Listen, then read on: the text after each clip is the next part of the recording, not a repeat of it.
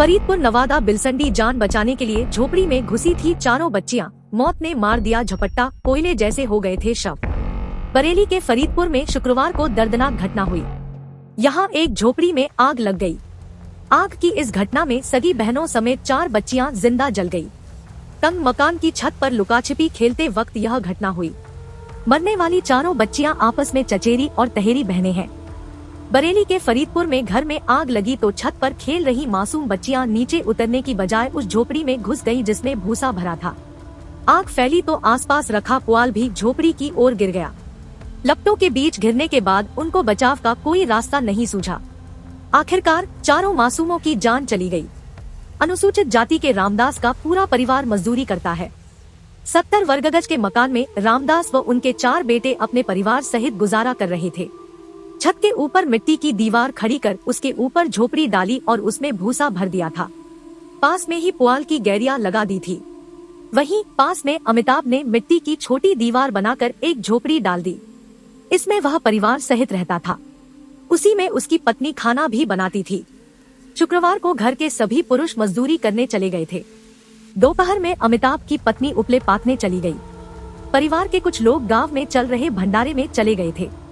छत पर चारों बच्चियां खेल रही थी। तभी यह हादसा हो गया। जलती झोपड़ी की ओर भागी महिलाएं। बच्चियों की चीखें सुनकर पड़ोसी रामदास के घर की ओर दौड़े। बच्चों की माओं ने चीखें सुनी तो वे भी दौड़कर घर पर पहुंची। बच्चियों को लपटों से घिरा देख उनका कलेजा धक से रह गया। वे जलती झोपड़ी की ओर जाने लगी तो पड़ोस की महिलाओं ने उन्हें पकड़ लिया। कोयले जैसे हो गए थे शव।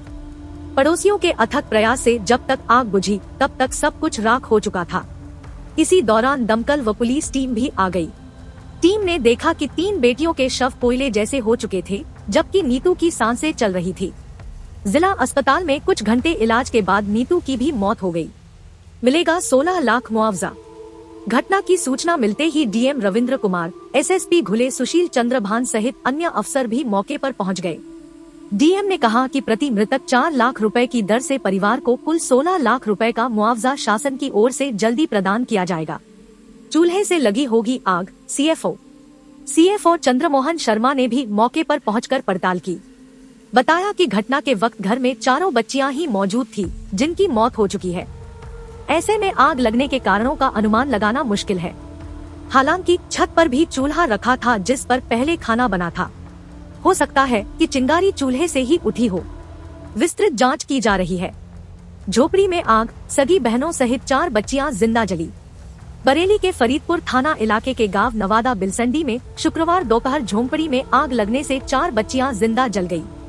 गांव में रामदास का 60 वर्गगज का मकान है। उन्होंने छत पर झोपड़ी डाल रखी है। इसमें रामदास, उनके 3 बेटे अर्जुन, अमिताभ व भीम के परिवार संयुक्त रूप से रहते हैं।